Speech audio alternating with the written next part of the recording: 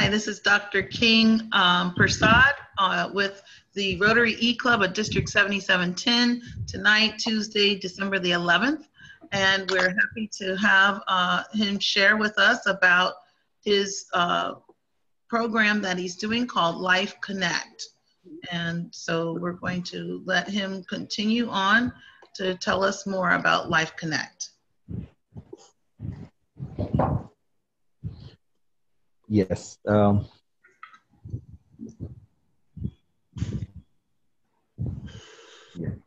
Okay.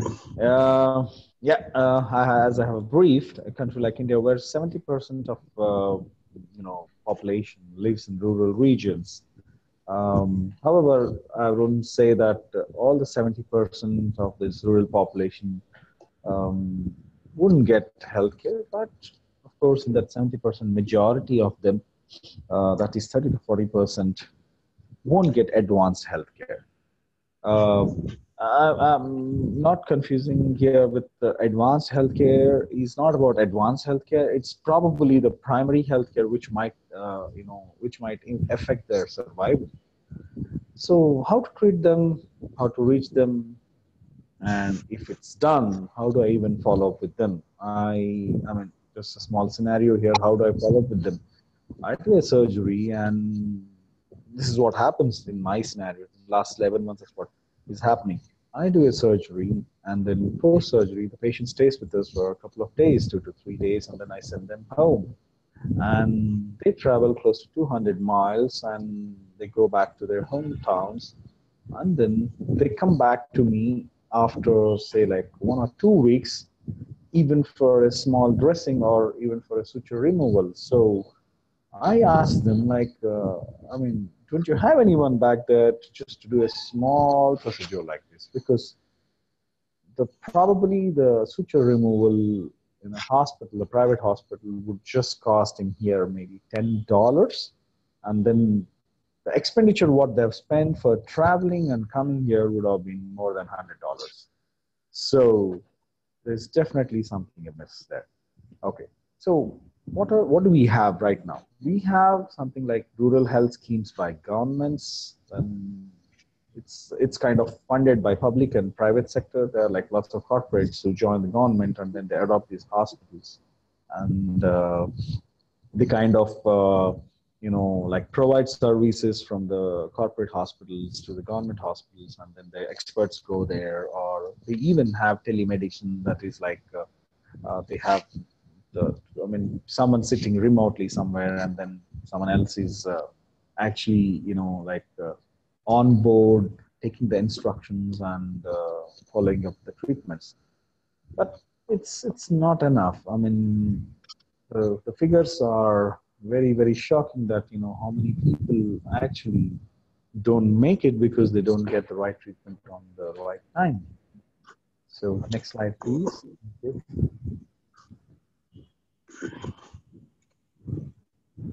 Rhonda, next slide, please. Thank you.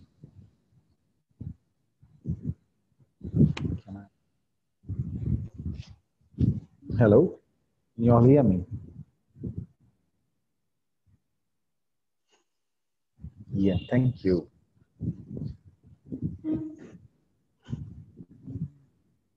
Previous slide. Sorry for the technical problems. Yes, you can go on to talk about how to tackle the problem. Thank you, yes, yes. So, firstly, we need to set up a system which gives access to any person who is in need of treatment. And how do we do it? I'm going to explain. So this setup needs to be something 24/7 accessible, which are all the systems which we use day to day and which doesn't worry us anymore in this world. I would say, number one, ATMs, right? Convenience stores and pharmacies, and so a couple of such things. So basically, whenever you want to draw some money, whenever you need of some money, you really don't think twice. You just walk up to any ATM and then you just get your money and you go. So we're looking at a system which means that any person should be able to reach there and get access. That's what is was first thing. And secondly, the setup needs an expert person to tackle the three problems. The three problems is like how do we get there, how to reach there, how to get follow-ups done. Those three problems. And thirdly, the proper diagnostic equipment to screen the problems. So if you're talking about medical healthcare, I mean healthcare, it's just not about person to person. You talk and you treat the patient. So it's about involving the diagnostics, and the diagnostics play a key role, even for, I'm an orthopedic surgeon. So for me, the basic I would need is an X-ray, or even I would just need a blood analyzer or something like that. So then fifthly, how to run these clinics, how to power these machines and maintenance of the breakdowns. So let us assume that we are talking about a village. So in most of the Indian villages, still the power is not accessible. However, the present government says that they have achieved 100% of power resources or probably is restored to the towns. But however, I don't want to depend on it. Okay.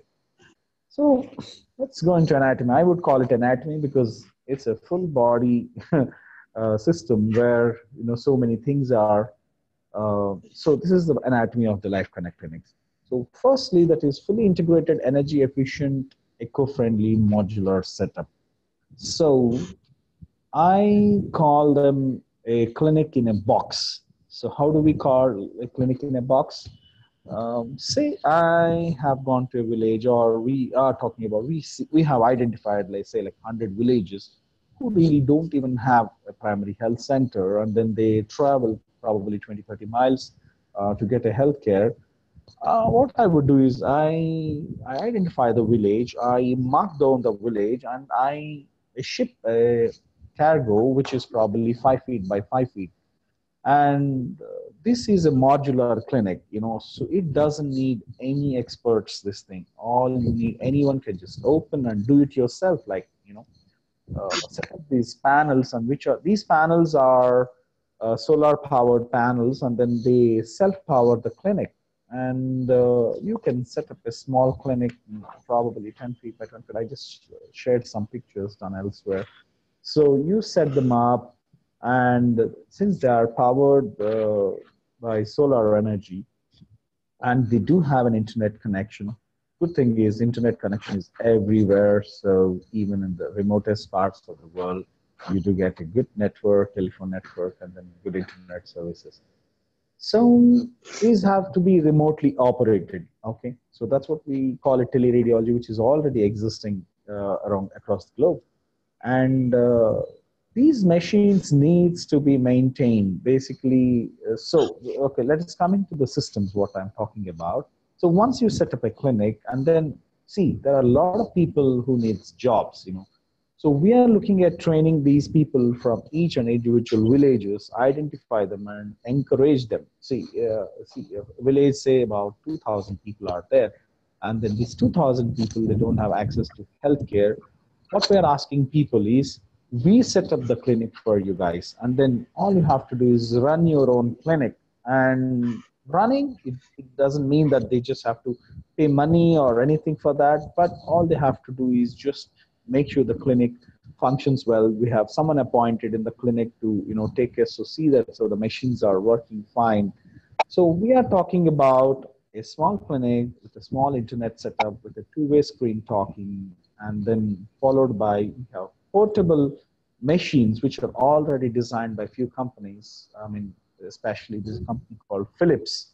So Philips has already worked on this project in Central Africa, but then they somehow just couldn't sustain because there was no support from the government, there was no support from the people, and then soon the systems were stolen and they had bad experience, and they just have to wind it up. They just have to wind up the program.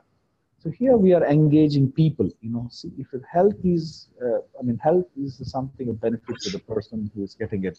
So we are engaging the people. Like, say if I'm setting up a clinic in the village, I'm asking them, this is your clinic, this is your hospital. You need to take care of it if you want a good healthcare. And then surprisingly, we have come across many active volunteers to say that, yes, this is our clinic, but they just said, how does this thing work? There's no doctor in this. It's only a box. Now, how do we get treatment in this box? Then I said, just come experience. Then see, because this we have still done in a prototype because we tried only on the electronic way.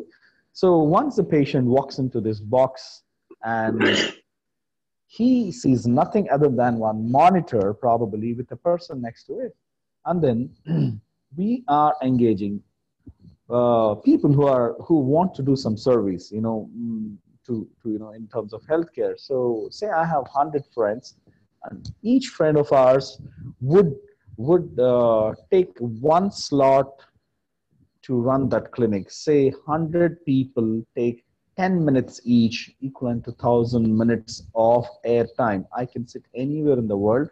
I say, this is my social responsibility. I've committed to, just like the way I'm sitting in front of Rotary Club members and talking about it. So anyone, any doctors, any professionals from anywhere can just access to the video conference and sit there. So virtual clinic. So the patient who walks in at that time, say, had a problem with his stomach or with his leg or something, he would just come and talk to the doctor and say that I have this problem. Then the virtual clinic, the doctor who is sitting on the other side would say that, all right, so you need to do this test, or you need to do that, or you have certain tests required. So for that, we have already placed a low energy compact analyzers. So we have a portable X-ray uh, which doesn't need more electricity, like unlike the conventional ones. We have portable blood analyzers, which just comes in like probably a tiny suitcase, and you can just do all the tests you want on those blood analyzers.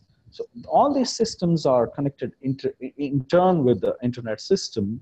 The moment I ask for an X-ray, all the attender who is in the clinic would just go and just perform the X-ray, and then the X-ray gets uploaded directly onto my screen, and I see that this is what the problem looks like, and then this is the treatment. And then we are setting up a pharmacy adjacent to the clinic. It is run by the pharmacy, run by the governments, where the medicines are given almost nearly at a fair price shop, and they really don't have to spend a lot of money, because pharmacy is a very, very expensive thing anywhere in the world. Of course, it's not that much in India.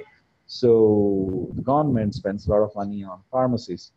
So if you look at the first box, that's how the clinic is going to look. It's a small box, 10 feet by, I think 7 feet is the height. And then most of the panels are removable, and they just take probably 2 to 3 hours to set up a clinic like that. And it is self-powered, and then it doesn't need any kind of energy source.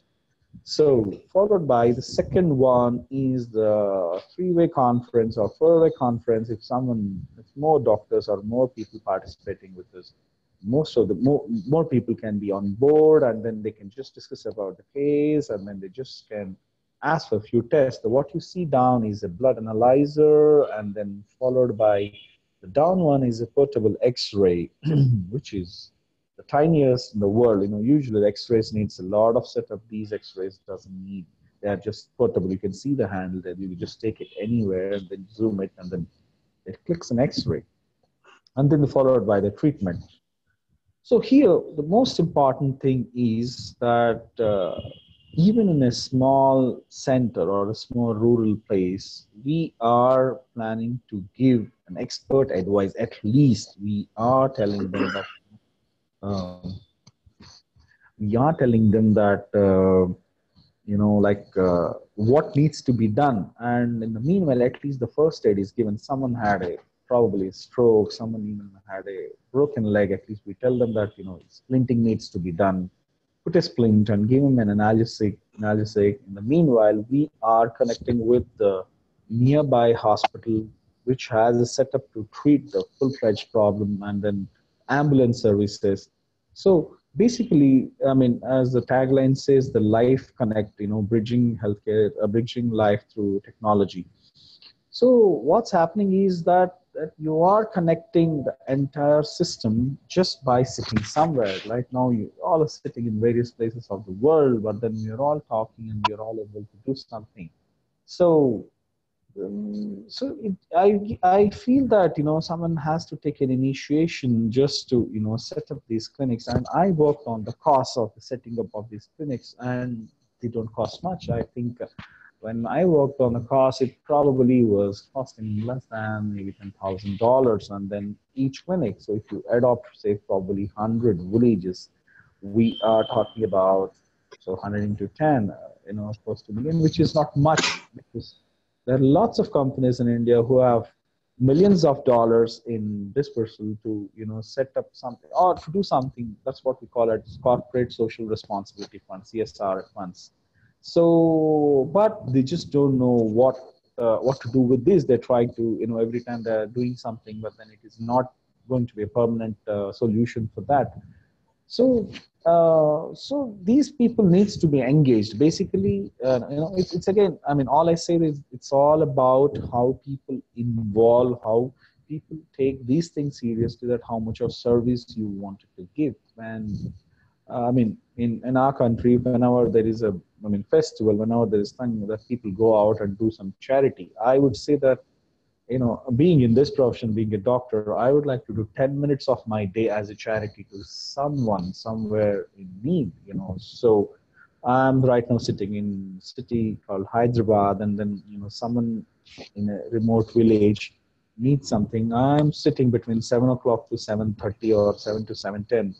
Whenever I'm free, I fix my slot. So we all can become a group, and then we take up our slots and say that this time I'm going to sit in front of the system, and I'm going to look at the system and see which village or whichever system I'm connected to. So like that, 100 villages probably need few hundred doctors, and then, and we already have a network, I mean, I would say that we already have a doctors of about 200 plus who are willing to come forward and take some slots, and most of them said we will take up to half an hour, 40 minutes, 1 hour. So we are actually good to take over 100 villages at this point and to give them a good cover, at least evening. See, because most of the times post evenings, that's like 5 o'clock, 6 o'clock, the accessibility to hospitals. In daytime, somehow you can reach, with someone's help, but evenings and nights becomes very difficult. So my friends sitting back in USA, for them it's a morning. But they can just take 1 hour slot and then just come online and run this clinic virtually and treat anyone who comes there. That way we are eliminating any gaps here. So the whole philosophy lies here. Okay, I mean, it's difficult for anyone to set up a huge hospital or specialists to go to a particular site and do the treatment or give their expert opinion. Even in US, I've seen, if you want to meet a specialist, it takes a lot of time, and then people really need to wait, and they have to go to initially to the GPs, and then the GPs will go through the whatever internal medicine people, they will first go through the case, and then if they feel it's worth sending it to specialist, they'll be sent to the specialist. So what I'm trying to say is you don't need specialists anywhere. The specialists are present all over. So when when a person like me or a person like my friend who sits on a system and then he's treating someone elsewhere, so why that person needs to go to that place and do the treatment? So this way they're at least able to get some basic support. So nobody at least dies. Someone had a heart attack, then immediately we have certain drugs which someone to revive them. So for that you don't need a trained personnel. Anyone, any volunteer from that village, any volunteer from the town. What we have here in India is that's called RMPs, registered medical practitioners. There are lots of RMPs in each village. There are at least 1 or 2 RMPs. So we engage them onto this program, and we tell them that you run this clinic, and so that way we can engage people. So this is how the Lifeconnect, what I have dreamt and I have worked so far. But however, the challenges are too many. So you want to do something good, but then you're not just about doing it because it needs a lot of systems to be placed. I worked even on modularizing the system. Modularizing means, like as I said, clinic in a box. If identify a village and if I say that this box needs to be delivered to this town, the box should be delivered there, and the setup should be done. The clinic should be up and running in like in 5 hours time. And this is how I have planned. So, however, yeah, I mean, the challenges, as I said, is I'm being a full-time professional here, I'm not able to concentrate much on that. And then people who I need support, I kind of,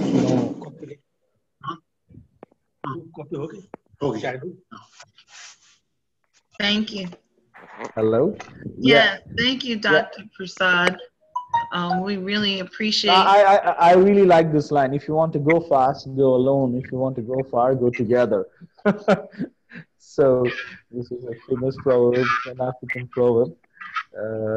It's true that you need people's help to start such kind of things, and in the future, nobody ever will ever feel or ever fall short for a good health or at least the basic treatment. So this is what I call my life connect. Well, thank you so much. That was a great presentation. I'm sorry, everyone, for the technical difficulties I was experiencing. Thank you for Rhonda, sharing the screen for me. I'm going to unmute everyone and open up the questions. If you have any questions for Dr. Prasad, please feel free to ask. I'm going to keep us on the page where we're looking at the actual system that he has set up. So anyone have any questions? This is... Go ahead, Diana. Okay, this is an important thing to do because, for example, a friend of mine had a sister-in-law in the rural Philippines who died of appendicitis because she couldn't get to a doctor who knew what was going on. So this is such an important service. Thank you for this. Thank you, Diana. I just hope the system will come to place as soon as it's possible, because it's not it's not funded by anything so far. We are trying to mobilize funds through corporates who are willing to do something. So if we get the funds and everything on time and in place, then I think our first clinic should be running in next few months. Good, yes. Dr. Prasad, this is Kathy. I just had a question. This is, and I second what Diana said, this is just really wonderful. And what is the cost of one of the clinic? What does that cost? Clinic in a box. I call it clinic in a box. So the clinic in a box, in Indian money, it costs, in terms conversion to US, it costs about probably $10,000 per box, which includes an internet system and self-powered panels, and then machinery that includes X-ray machine and the little furniture what you see there, and blood analyzer, portable blood analyzer. So that's what the cost would be. Very reasonable. Yeah, I mean, what can you get for $10,000 these days? That's right. I just not even an MRI in US. So, but yeah, I mean, the best part is that many companies around the world, especially the healthcare, especially company called Philips, you all must be aware, they have done so much of research on developing modular, diagnostic systems.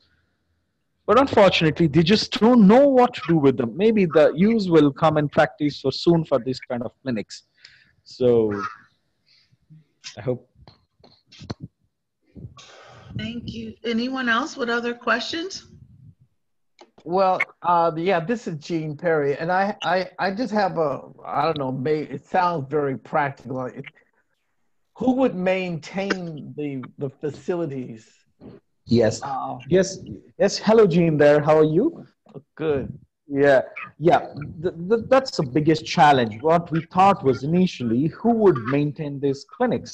Okay, that's what I said. Let us talk about a village who has 1,000 people who already have some registered medical practitioners who are in place. Okay, and when I spoke to them, they said they don't mind running the clinic because they don't even have a clinic now. They have a place to sit and see. They feel like a doctor. So first they like the idea that, oh yes, I'm sitting in a world clinic and life clinic where everywhere people around the world see me and I talk to them and I help patients through me. They come forward. And then I ask them that, how do I mean, nobody can do a charity work for sure, right? Everyone wants, when you are sitting in a clinic for 10 hours, you want some money. Then I gave them a plan that let's not charge. See, every clinic you go, one consultation, we charge here Indian money close to $10 to $15. Okay. In probably a rural setup, I am asking villagers or the people, please contribute something to the clinic because someone is maintaining this clinic for you in your hospital. And all you need is contribute 10 rupees. That's like $1. Okay. Because in India, when we celebrate festivals, we celebrate thousands of dollars, even in a village. Trust me, it's like they spend all their money on these festivals. I tell them, when I'm giving a clinic of a lifetime, all you have to do is contribute little, how much ever you can. If you can, it's fine. If you don't, it's okay. But then many people said, when we will have a clinic like this, we don't mind spending, whatever money we get. So that way, the clinic or the personnel who runs the clinic will have some income coming from the clinic. Because all these guys, when they go to town, they spend hundreds of dollars. But when you are asking to spare few dollars or $1 probably, it's very encouraging for them. And then you know what? They all say that, oh, some foreign doctor is treating us. So they're very excited to, go to the clinic and then spend that kind of money. So that way, the person who takes care of the clinic is eliminated. Next, coming to the maintenance of the systems.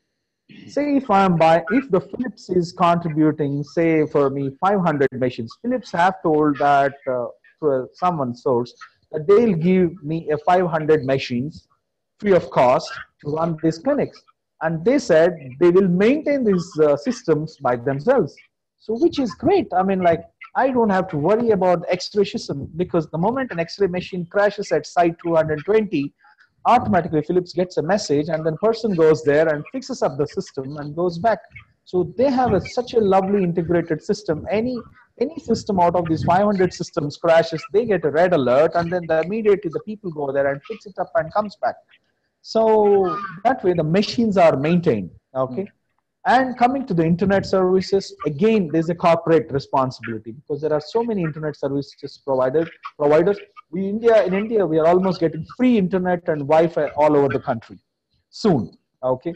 So right now in many cities, it's free, but then in rural setup, I think Microsoft has taken up and even